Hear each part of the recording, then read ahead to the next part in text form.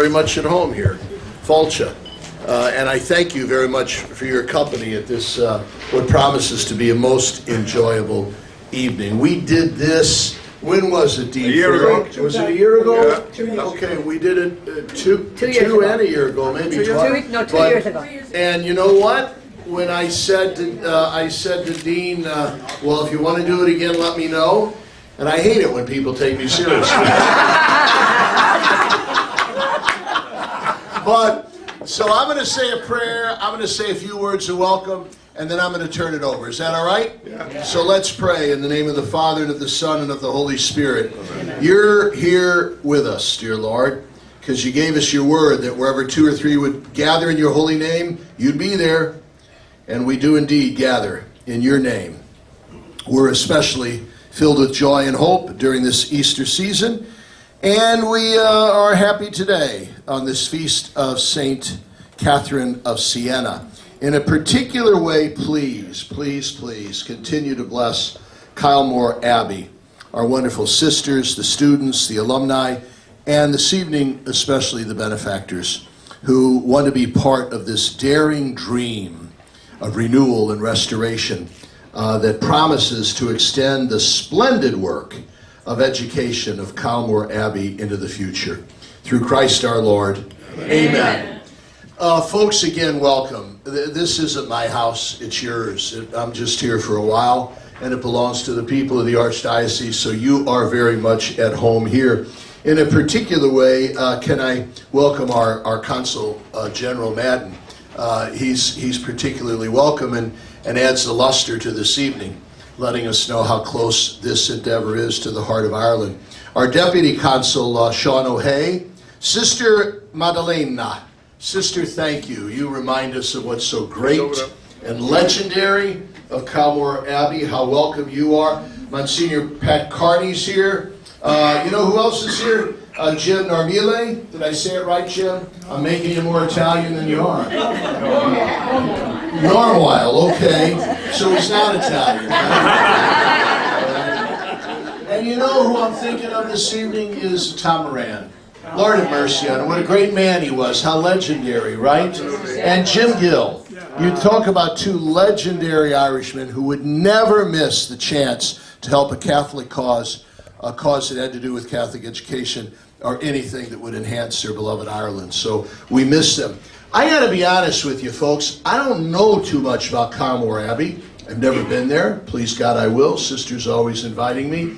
But I don't really need to know it because, number one, I know how important it is to Ireland, and I'll do anything for Ireland. Number 2, I know how important the Benedictine sisters are to Catholic education, and I'll do anything for Catholic education. I owe Irish Sisters of Mercy the world because they came from Drogheda in 1957 to staff my parish grade school when I was a kid in 1st grade, Holy Infant School in Baldwin, Missouri. So if I can do payback, count me in. And but finally, the main reason is I don't have to know too much about Kylemore Abbey because it was John Farrick that asked me to help. And I have such respect and esteem and admiration for him. If John said, Cardinal Dolan, would you help us out? I said, John, all I need to hear is that you support it, so count me in. John has been a great assistance to the Archdiocese in a lot of areas that he wouldn't talk about. I'm glad he doesn't, all right? Because he's helped us a lot in tensions, in parish planning, when there's squabbles and arguments and tension. And so, John, thanks. Thanks for what you've done. And if Kylemore Abbey merits your support, why it sure merits mine. I just want to thank all of you. I stood here a number of times before and asked your generosity to the Abbey. You've come through. Thank you. And this evening, I'm very grateful to be part of, again, an endeavor to say, let's help this magnificent place. So with that, everybody, I'm going to turn it over to Mary Reed. Is that okay? Mary, come here. All right? Way to go, Mary. We love you. You want to hold it? It's probably be better. Mary. Yes, okay? Thank you so much. My honor. Cardinal Dolan, thank you again, Cardinal. You are welcome. Thank okay? you for having us here. Okay. So real quick, we're going to, of course, have some Irish music to start things out. And Mary Dede, we are very, very privileged to have Mary. I think this is the third time Mary has sung for one of our functions. Mary started with the group. Help me out, Mary. In Ireland, yeah, with the National Folk Theatre of Ireland, Shimsa. Tira, yeah. Tira. And continues, she has a day job, a very important day job, but continues to sing for selected events, and we're one of them. And we're so happy to have a few songs from Mary Dede. Thank you. Thank you, Mary.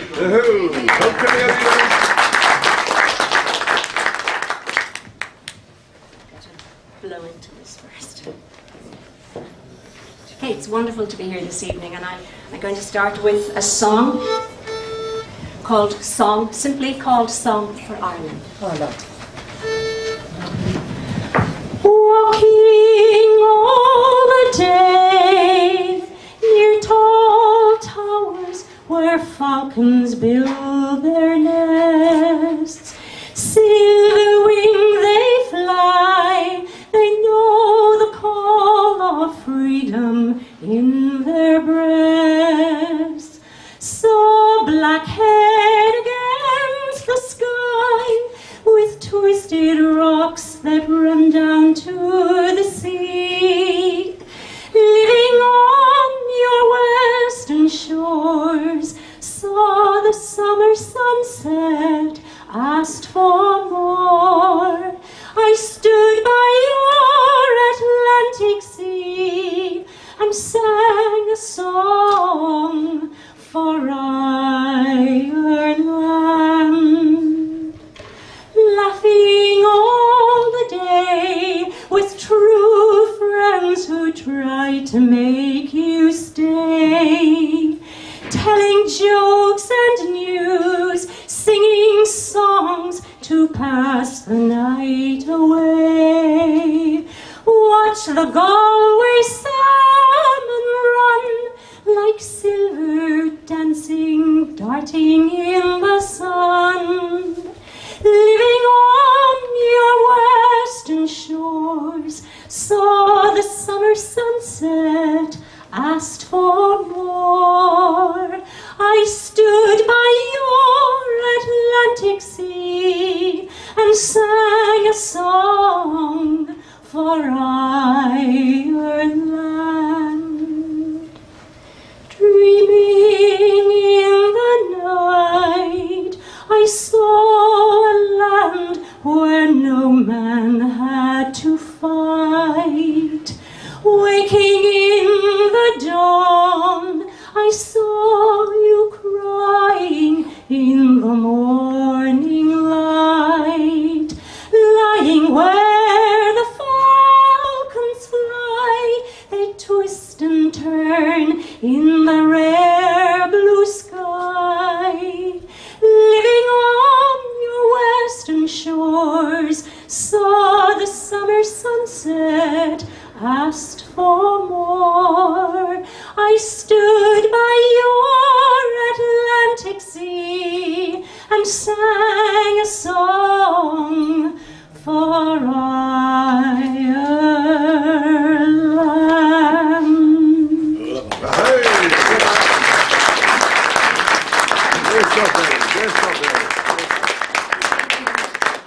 My next song is in the Irish language. It's called A Rev Tu Egagarig, Where You Want the Rock. And did you see my true love there? Did you see my true love who's pining for me? It's also a theory that the song could be a form of code during the time of the penal laws, when it was forbidden for Catholics to practice their religion and for a mass to be said. And it said that people would climb up a mountainside and find a big slab of rock and use it as an altar to say mass. And it's, of course, it's disguised as a love song so that the enemy could not understand what was going on. A Rev Tu Egagarig.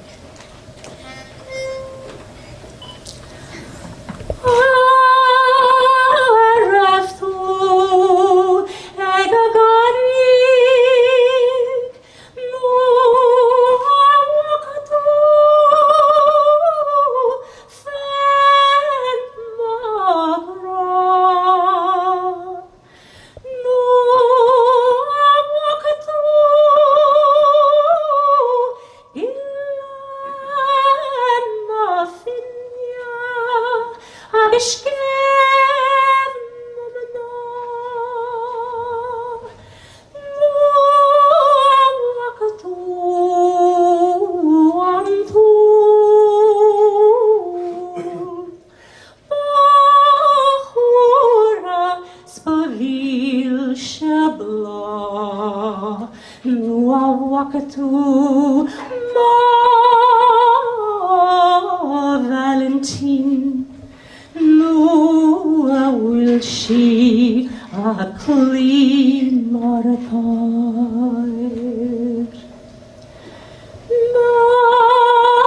Mavia segagari is the harik mefen bagra is the harik mefen mafinya hagishkev mama is the harik meantur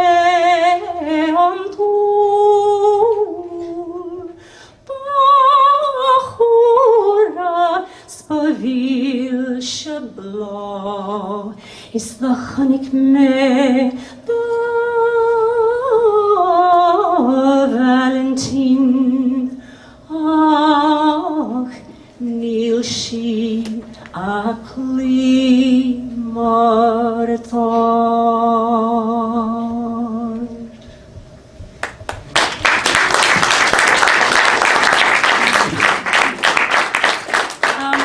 So I came to New York planning to stay for 6 months, but this great city captivated me and embraced me as it did so many others before me.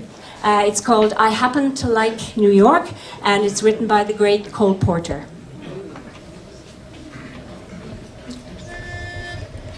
I happen to like New York. I happen to like this town. I like the city air. I like to drink of it.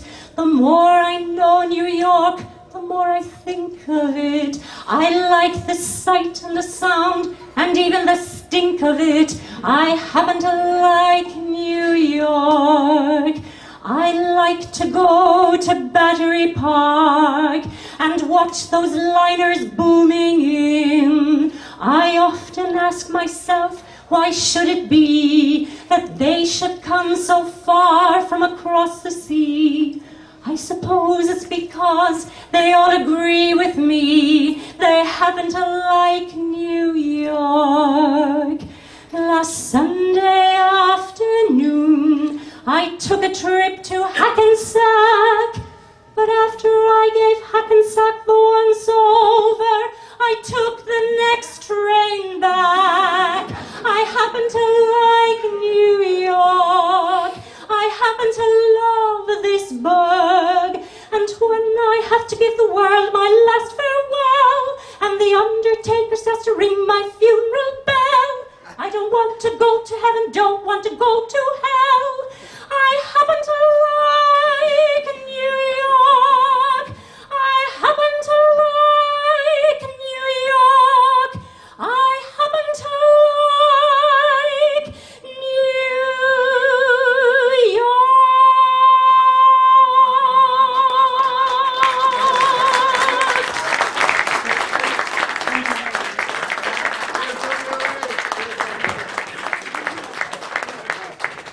Thank you, Mary. Thank you, Mary Dede. Wonderful. Doesn't she have a beautiful voice? She's just, thank you, Mary. That is a hard act to follow. Many of you have already met Sister Magdalena. Some of you have not met Sister Magdalena. So all I can say is Sister Magdalena hails from Cork originally. She has been at Kylemore Abbey for over 45 years. Just 45 years. And she's really, I can say this, she won't say this, but she's the heart of Kylemore Abbey. She has headed up all the big projects at Kylemore Abbey, the renovation of the Gothic church, the renovation of the walled garden, the building of the restaurant and gift shop, which is really a store. And now we're working very closely on the Monastery campaign, and guess who is probably the real project manager of the Monastery campaign? So I have worked very closely with Sister for 6 years, and I'm very happy. I know John has known her for a long time, and Sister is going to come up and give you greetings from Kylemore Abbey and just a little bit on what's going on there. Sister Magdalena.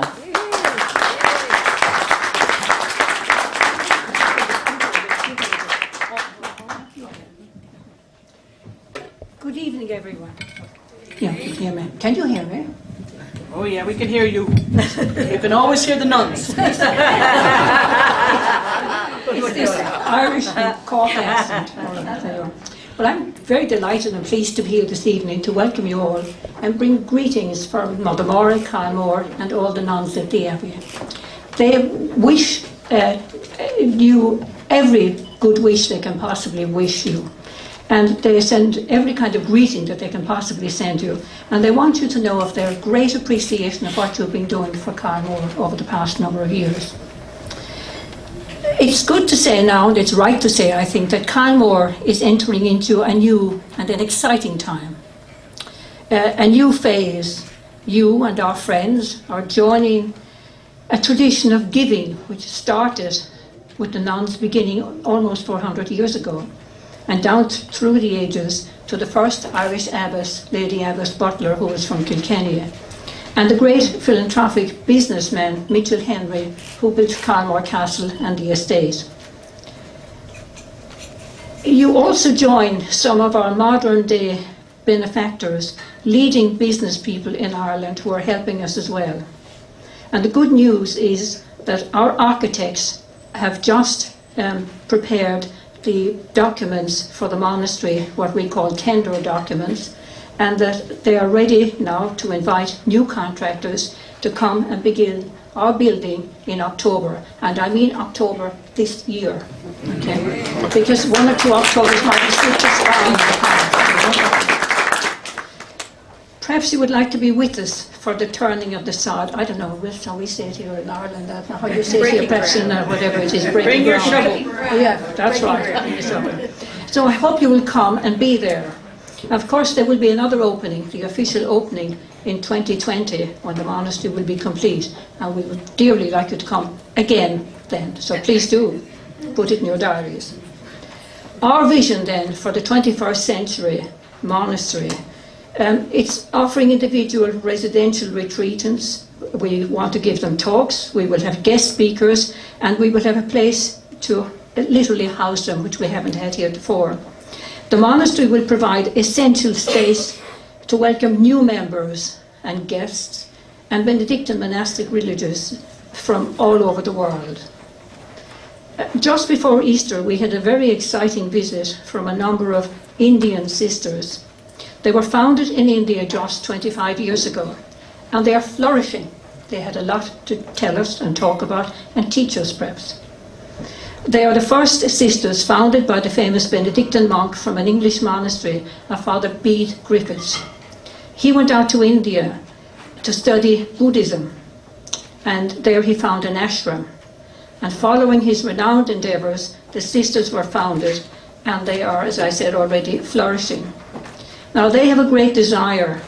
They follow the rule of Benedict, but they have a great desire to become more contemplative.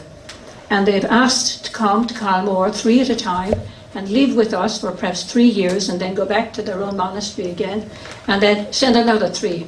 So I think that is very interesting and exciting. And then they will become fully fledged members of the Benedictine Confederation, which they are not just yet. It takes time for all that to happen. So this proposed relationship between them and us is really very positive for us. And most fitting, I think, at this time when the new monastery is in sight. So I'm pleased to relate that we now have a resident Benedictine chaplain. We haven't had a Benedictine chaplain for some time. And we have a postulant with us who wants to join the community and become a novice. We have young people who would very much like to try their vocation with us. So all of this is very, very interesting and exciting. And this could only be lived, this form of life, with all of these people with us, if only when we will essentially have a new monastery, a new space. You may probably ask, well, what is this monastery going to consist of?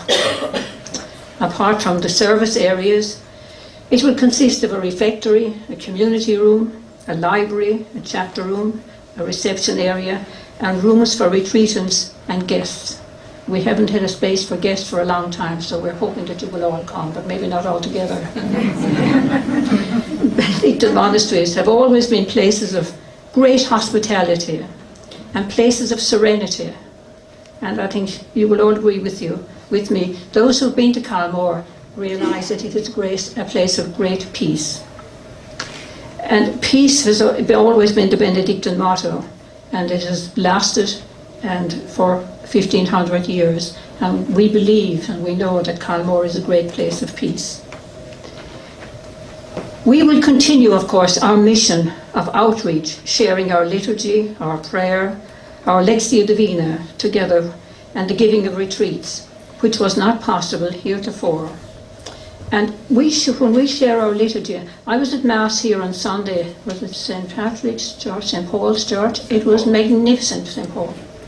And a good friend of ours here took me to see it there a few years ago. It was wonderful. That's what we would like to have, our Latin, our singing in Latin, which we have plain chant on feast days still, and we're very proud of that, and that people would come and join us, and that when you will come and visit us and stay with us, that you too will sing loudly with us and give praise to God. That's what we hope, and we hope you will do that. You may ask as well, where will the monastery be located? You see the business and you see the abbey, and there are some drawings there. As you approach the abbey and past the business centre, well, it's on the way up toward the abbey, overlooking the lake. Now we have another development at the moment, and that's the castle building, which is now some 150 years old. Now it has been showing ingress of moisture, and let me say rain, for many, many a long day. Ever since I came to the monastery, and that's more than, did somebody say 40 years? I'm not sure, whatever it was, but anyway, that's okay. So I'm pleased to say that it has been re-roofed, the towers and the turrets re-leaded, cleaned and repointed on the outside, and it looks spectacular. It really, really does. So presently we are working on another exciting new development. The ground floor of the Abbey will be open to visitors for the first time. It will include the restoration of the rooms already open to the public, and there will be a new interpretive, interactive centre outlining the life of the nuns since our foundation, as well as the school and its part in it, and the Henry family who built the castle. And this is thanks really to some grants from Fáilte Ireland. We also have a visitor enterprise which helps to maintain the estate and much needed restoration of our many, many buildings. So, back to the monastery. The community will continue to grow, God willing, and live a life of contemplation at the centre, at the heart of Calmore. Monks and nuns down the centuries have always valued a sense of place, and Calmore will soon be positioned in a much more significant and meaningful way, offering hospitality in our centuries-old tradition. It will be a place of refuge, a meeting place for those who are stressed and searching for healing in a confused world where they can find solace and peace. This is very much our aim. We want finally to thank you for journeying with us, for making all of this possible. You will always be in our thoughts, our prayers, and our intercessions. Come to Calmore and see a great and exciting achievement for the world around us, of which you are so much a part, and without you it would not happen. Thank you. We are most grateful.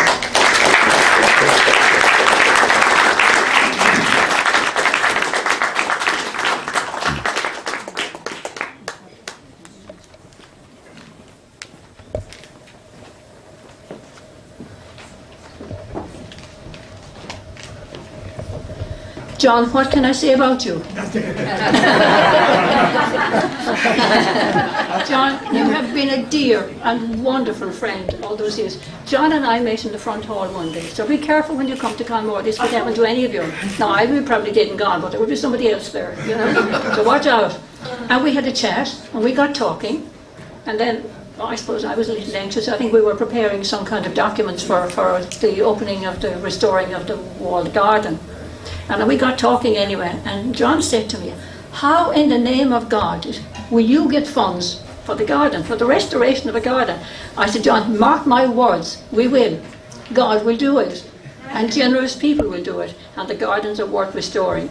And then he gave us more guidance, and he's been a guiding hand at Conmore ever since. He's the most significant person helping us as well with the fourth Great Hall at Conmore, of which we are very proud. Many of you are donors. You are listed in Conmore as great donors.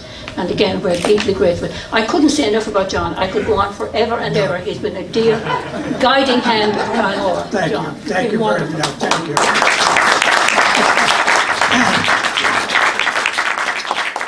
Thank you very much. I just want to invite a few people to say something in a minute or two. I became acquainted with Kyle Moore when my parents died. I went to visit Ireland, and my parents were born in County Mayo, in Foxford and Ballon Road. And I wanted to find a place where I could put their names somewhere. And I fell in love with Kyle Moore, the Gothic church at Kyle Moore. And I wrote a letter. I said I would like to make a gift to memorialize my parents. And so for many years, if you were to go to the Gothic church, you would see a pew.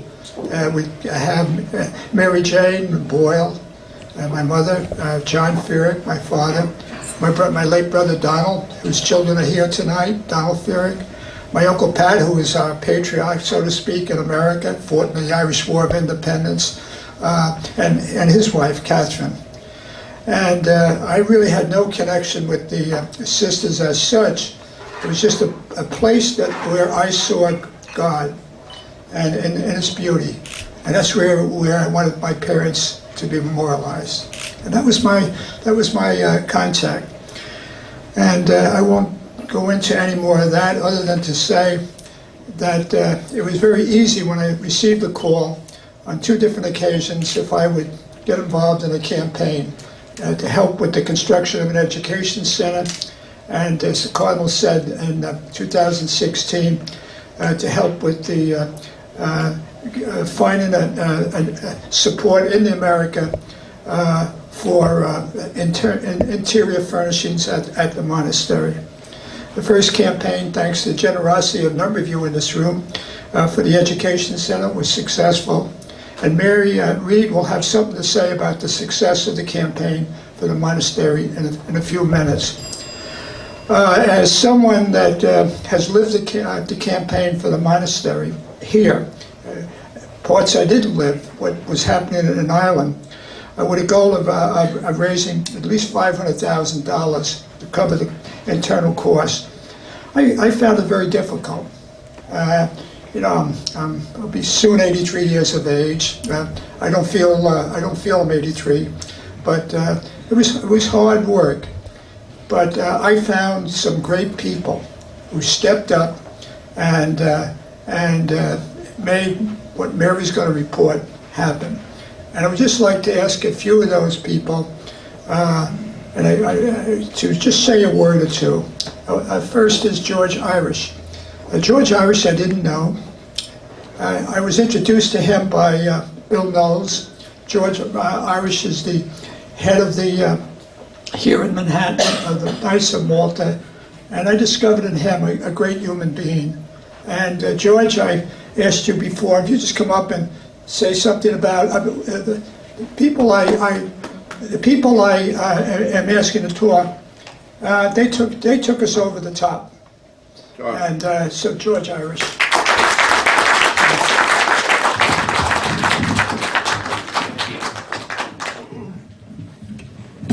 John, I thought it was my surname that got your attention.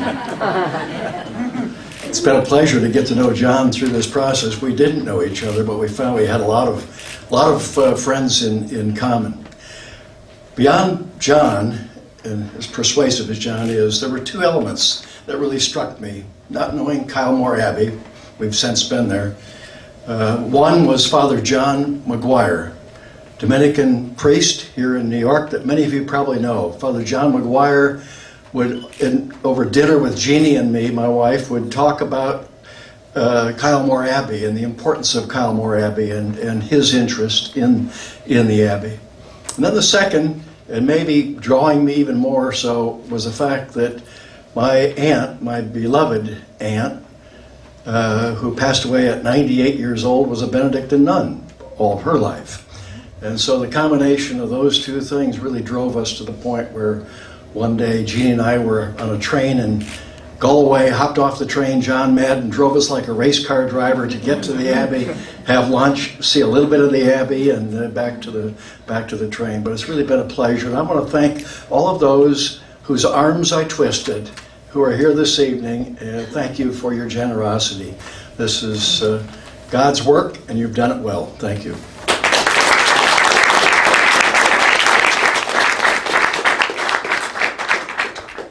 Another person I reached out to was Bob Bigford, a graduate of Fordham Law School, who was dealing successfully with a medical issue.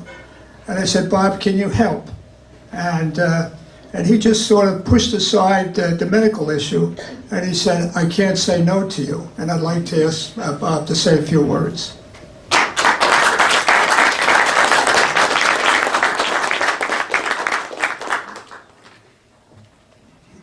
Thank you, John. I'm humbled to be here, and it feels very special to me to have been part of this whole process. Both Cardinal Dolan and now John borrowed one of my lines, which is, you can't say no to John Furyk. And when he reached out to me, I, of course, was willing to help in whatever way I could. All things Irish are very special to me. Not my very British last name notwithstanding. My mother was a Duffy. My beloved Irish grandmother, Josephine Mungavin Duffy, was from County Sligo, and I grew up, as I like to say, Irish Catholic in Massachusetts, and it's always been a very special part of my life. I've had the privilege to be in Ireland 24 times over the course of my lifetime. 2 of my 4 daughters spent extended periods of time in Ireland. My oldest, when she graduated from college, worked in the Simon community in Cork City for a year, and my youngest, Meg, spent a semester at the University of Galway, giving me further reason to go back and visit, which was a good thing. And as Mr. Irish said, I'd like to thank in particular several of my good friends who are here this evening. I see Tom Fitzpatrick, even though he looks much impossibly too young for this to have been true. My evidence teacher when I was at Fordham Law School, Tim Welch, Jennifer Scully, and a particular shout out to my friend Patrick Haig, who persuaded the firm with which he's affiliated to write a particularly big check and get us to where we needed to be. So I've actually been to Kylemore Abbey once on a trip through County Galway on my way to Sligo and Donegal, and I very much look forward to going back, and this has just been nothing but a real privilege. Thank you very much.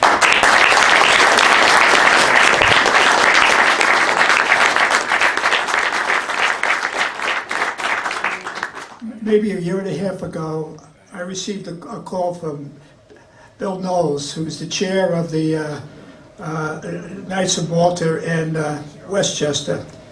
And he said, you know, John, you've been a knight, you're the second senior knight of Malta, but we've never seen you at any meetings and since 1981. And I try to rationalize that I've been involved in service in different ways at Fordham Law School. And I said, but I need you. I said, I will come to your meeting, and I really need your help, because the campaign had sagged at that point. And Bill said, I will introduce you to a number of the knights, including George Irish.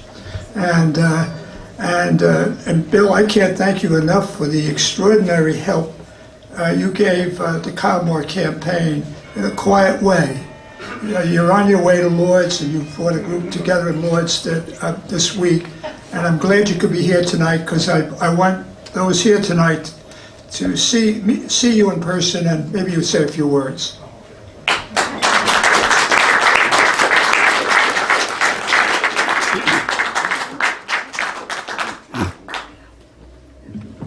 Well, thank you, John, for this opportunity. And John's kind of funny. I found out about all this taking a train into work, and he sits down next to me. And he goes, Bill, these nuns I know, they've been traveling around Ireland for a bunch of 100 years without a place to live, and finally we're very, very close to, getting them a place, and all we need is $200,000. And I go, John, that should be really easy. That's 200 friends, 1,000 each, no problem. And he goes, can you help? I said, oh, okay. So I did give up a few of my friends. I said yes to John because he is such a good guy. But what really got me to, to endorse it is when he said, Bill, what we're doing here is we're bringing the Catholic faith back to Ireland. And that really struck me hard, because I grew up in the Catholic faith, all Irish here in New York, and the idea about the faith not being over in Europe and all, and that's what sold me. And thank you, John. It was very easy to Thank you very much. hit a few of my friends, and I'm sorry, George. Anyone else I hit, but anyway, it's a pleasure working with John, and congratulations on reaching the goals. Thank you. You're welcome.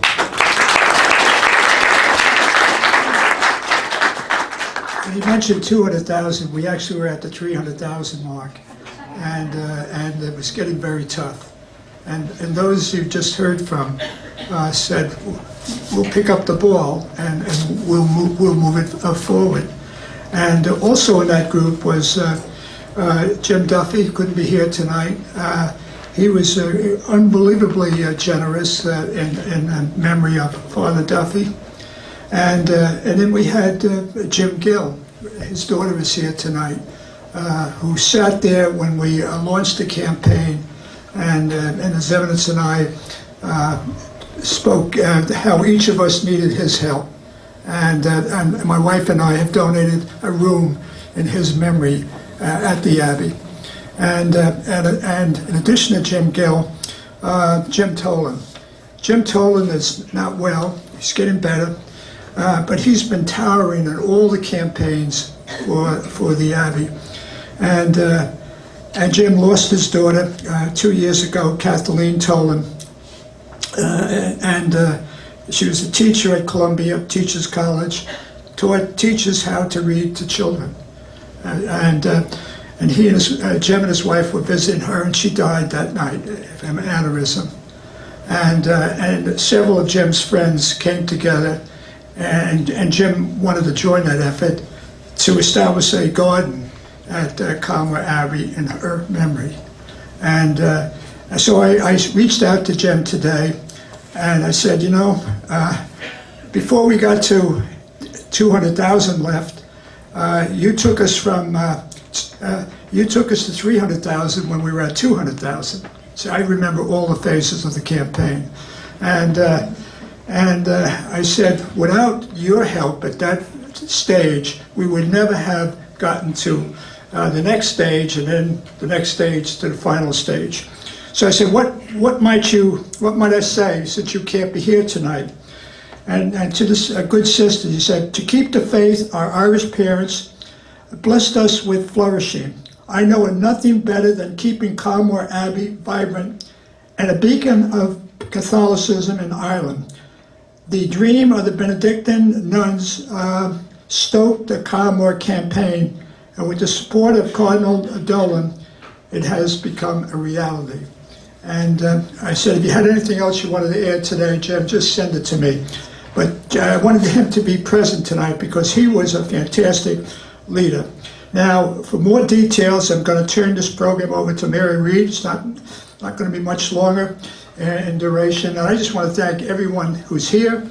And I also want to acknowledge the presence of children of my late brother, Donald. And there's something on the chart outside, and I've had no conversation with my name. No, that's going to be my brother Donald's name on a room in the Abbey. So it's my pleasure now to bring back Mary.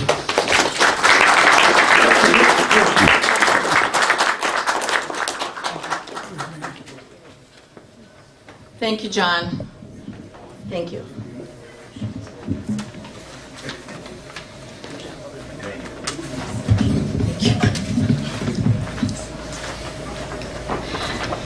So I think it's been touched on already. John Feurig has been such a major part of the last 6 years.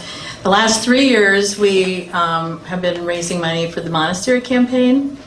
And we've had our ups and downs. We actually launched the campaign May 26th, 2016, almost 3 years from today, right here. So we've come a long way. In November, this past November, we had $100,000 to go to reach our $500 goal.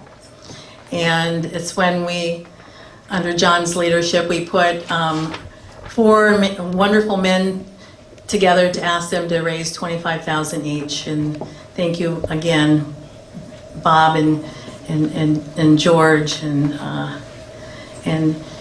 Jim Duffy and Bill. Thank you. I would also like to recognize, and I know John, he touched on a few people, but we've had some members of our committee and our donors who have passed away the last couple years. And John McEnroe was one of those committee members. John Mulvihill, upstate New York, and a dear friend of John's, was also a really, he was beneficial to what we were doing and very generous. Tom Moran of Mutual America, he really supported our efforts and he was a friend. And Father John McGuire, who was on our committee. Father John, many of you knew Father John and donated because of Father John. And he was very special. He's a very special friend to Sister Magdalena's and visited Kyle Moore for years. And we do miss Father John. And then, of course, Jim Gill. And Rose, thank you again for being here. And Jim was from the very beginning, very generous and a benefactor and very supportive. I would also like to recognize some of our people that have quietly been helping our campaign for the past 6 years and in different ways. Stefan, our photographer, has been our donating his photography services. It's not his real job, and he's been wonderful, and thank you, Stefan. And Gene Lennon, who has donated bars to all of our, we had 3 concert events and another reception, and Gene's been very generous. Thank you, Gene. And then, of course, Patty McCarthy with the Irish Examiner has given us so many free ads and so much promotion. We can't begin to thank you. Every time, we've had 3 concerts. We had a Julie Feeney concert, I think it was 5 years ago. And we had a wonderful Irish concert at St. Joseph's Parish, Father John's Parish in the village. And then we had 2 years ago the priest concert at St. John Nepomucene. And Patty was there with his help and support. And especially the Cardinal for everything he's done for us, and for Mary Deedy, who's been wonderful. Thank you, Mary. And then you're going to hear from Joni Madden here, and you know, we couldn't do this without you as well. And I want to stress that we were trying to reach our $100,000 goal to put us at $500,000. And I will say that we're right now at $505,000. So we've gone over, but we're not done. We're not done.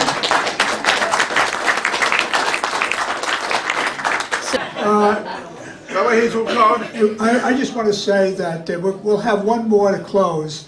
I want to thank Ciarán Madden, the Consul General, Republic of Ireland here in New York, who's been a fantastic friend of the Irish and here in America. And I got to know him a few years ago. He was scheduled to be at the United Nations tonight, he decided to support this effort. And I would like him to say a few words. Kieran? Come on, Ciarán. Thank you, John. I don't want to come between you and Cherish the Ladies because they're so fantastic, so I'll be very brief. I didn't expect to be speaking, but as so many others have noted, you don't say no to John Feerick. Sister Magdalena, you have His Eminence Timothy Cardinal Dolan as your host. You have as consigliere Dean John Feerick, and you have, in addition to being the music, you have Joni Madden, cousin Joni as I call her, obviously, as your roadie for the mics. So with such a lineup of talent, you obviously are invoking the higher power to get what you need here. So congratulations, and I hope it seems to be working for you. I know that not everybody here has had a chance to visit Kylemore Abbey. Rectify that. From my own experience of Kylemore Abbey, a good friend of mine went to school there for 6 years, and she loved it. I couldn't tell the stories here that she told me about it. Suffice to say, she had a good time, but it also prepared her for life. And look, you do face the downs as well as the ups in life, and she has faced more than her fair share, and she was prepared for that in large part by Sister Magdalena and the other nuns of Kylemore Abbey who prepared her for what was to come, and it was great anchoring for her life, and it's my own personal experience of it, apart from visiting it. And when you do visit it, for those of you who've been there, it's fabulously isolated. You look at the picture on the mantelpiece here, it's a beautiful picture, but it doesn't do justice to the isolation of it, and that thing that makes it so photogenic, because it's so removed from everything, nothing gets in the way of any photograph of the beautiful place, is also what makes it, as Sister Magdalena said, a peaceful place, a place to take time and to be contemplative. And the gardens there are just absolutely stunning. That was, I think, the first project, John, which we helped, and just go there and just take some time out. And it's worth doing that. It takes some time out. So, Sister Magdalena, thank you and congratulations on so far what you've done so far, and the same for you, John. And now I will get out of the way and not be between you and Cherish the Ladies anymore. Thank you very much.